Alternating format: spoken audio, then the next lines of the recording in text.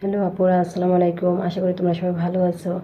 আজকে আপু আমি কি সকালবেলা উঠে বাচ্চাদের স্কুলে পাঠিয়ে দিয়ে এখন ভাবলাম যে সময়টা অবসর কাটানো থেকে আমি বসে বসে এই যে সবজিগুলো কেটে ফেলতেছি, যেন বাচ্চারা আসলে মানে ঝামেলাটা আমার না হয়। আপু বাচ্চারা আসলে একদম অনেক বেশি বিরক্ত করে, যেটা আমার ভালো লাগে না, আমি কাজকর্ম একদম করতে পারি না।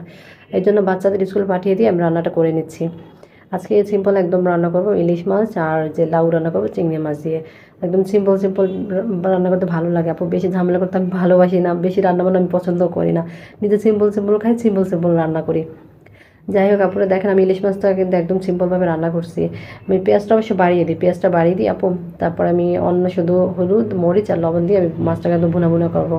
এদিকে আমার মাছ আর ভাতটা হয়ে গেছে, ভাতটা উঠিয়ে নিলাম। যেহেতু লাউ রান্না করবো, লাউয়ের সাথে চিংড়ি মাছটা দিয়ে লাউটা অবশ্য ভালো লাগে। এই যে আমি চিংড়ি মাছগুলো বেছে নিচ্ছি, বুয়াকে দিয়ে বাঁচানো হয় না, এই জন্য নিচে কয়েকটা বেছে নিলাম, পুরোটা বাঁচবো না। নামিয়েছিলাম বাঁচার জন্য, কিন্তু পারবো না, যেহেতু অল্প করে বেছে নিলাম। বাকিটা আমি কালকে বুয়াকে দিয়ে বাঁচাবো। এই যে আপুরা, এখন এই যে লাউটা আমি ভালো করে ধুয়ে নিচ্ছি। লাউটা যেহেতু লাউ অতটা ময়লা হয় না, একদম অতটা বেশি ভালো করে ধোয়ার দরকার হয় না, আমার যেরকম ধোয়ার দরকার ছিল আমি সেভাবে ধুয়ে নিলাম। এখন আপু আমি আপনাদের আজকে লাউটা রান্না দেখাবো। এই যে লাউটা রান্না করতে আমি যেভাবে রান্না করি, আমি প্রথমে এই যে আপু ওই যে এটা তেলটা দিয়ে আমি হলুদ মরিচ দিয়ে পেঁয়াজ দিয়ে তারপর চিংড়ি মাছ দিয়ে আমি একটু পানি বেশি করে দিয়ে নেবো। পানিটা আমি আগে দিয়ে নিই, যেহেতু আমি পরে দিই না, কারণ আমার কাছে মানে আগে যদি আমি একটা ভাজা ভাজা করে নিই মশলাটা, আমার কাছে কেমন যেন একটু মানে কালারটা ডিসকালার লাগে, ভালো লাগে না। যাই হোক, আমি পানি দিয়ে তারপরে লাউটা আমি বসাবো পরে।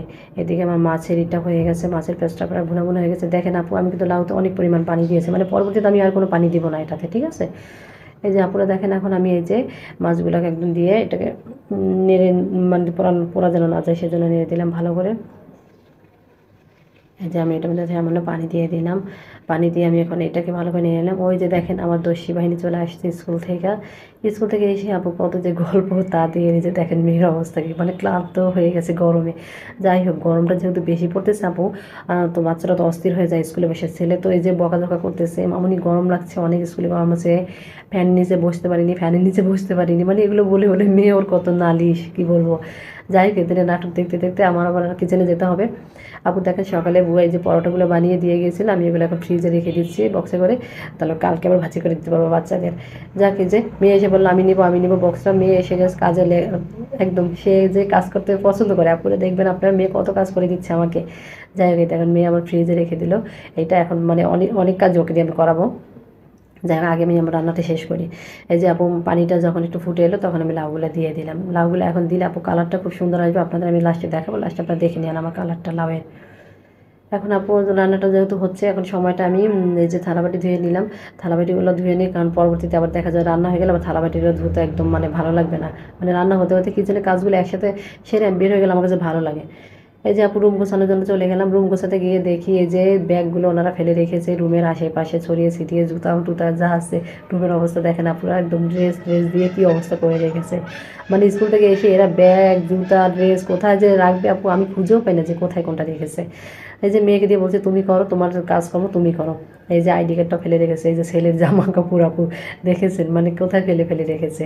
যাক, আমি এগুলো হ্যাঙ্গারে রেখে দিলাম। হ্যাঙ্গারে রেখে দিয়ে যেহেতু ঘামে একদম ভরে গিয়েছে, জামা কাপড়গুলো একদম ঘামে স্যাঁতস্যাঁতে হয়ে গিয়েছে আপু। এই যে এই জন্য আমি এগুলো কী করলাম, হ্যাঙ্গারে দিয়ে বাইরে শুকা দিয়ে দিলাম, যেন বাইরে ঘামটা শুকিয়ে যায়। আর জুতাগুলো দেখেন, জুতাগুলো একদম ক্যাবিনেটে রেখে দিলাম। মেয়েকে বললাম মেয়ে তুমি আমার রুমে গুছিয়ে দাও, মেয়েকে বললাম আম্মু গুছাও, রুমগুলো গুছিয়ে ফেলো। মেয়ে তারপর সুন্দর করে আমার রুমগুলো গুছিয়ে কাজে হেল্প করে দিল।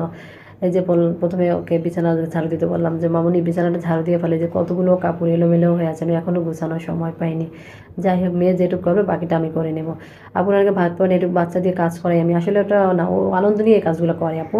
মানে আমার সাথে কাজ করতে অনেক বেশি পছন্দ করে। আমার মেয়েকে যদি আমি বলি, ও আমার সাথে অনেক কাজ করতে ভালোবাসে।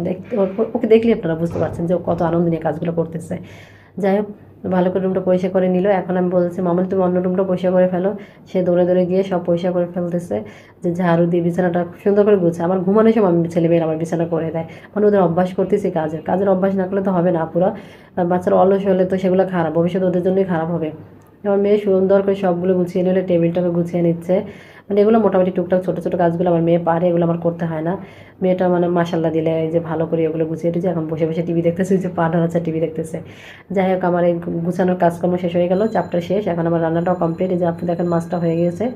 আর এই যে আমি এখন আপনাদের লাউটা দেখো বলছি না, আপু লাউটার কালারটা খুব সুন্দর আসবে এভাবে রান্না করলে।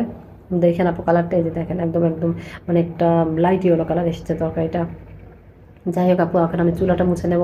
প্রতিদিন রান্নার পর চুলাটা না মুছলে কিন্তু একদমই হয় না। আমার যেহেতু গ্লাসের চুলাটা, ময়লাটা একদম বেশি, তেল তেলে ভাবগুলো একদম বেশি দেখা যায়। আমি প্রতিদিন ভিমবার দিয়ে এটা ভালো করে পরিষ্কার করে রাখি আপু। এই যে দেয়ালটা হালকা করে ভিমবার দিয়ে একটু পরিষ্কার করে রাখি, যেন এগুলো একটু ভালো দেখায়। প্রতিদিন না মুছলে কিন্তু আপু এগুলো একদম, যদি একবার তেল তেল চিটচিটে হয়ে যায়, এগুলো পরিষ্কার করা খুব টাফ। ওকে আপুরা, ভালো থেকো।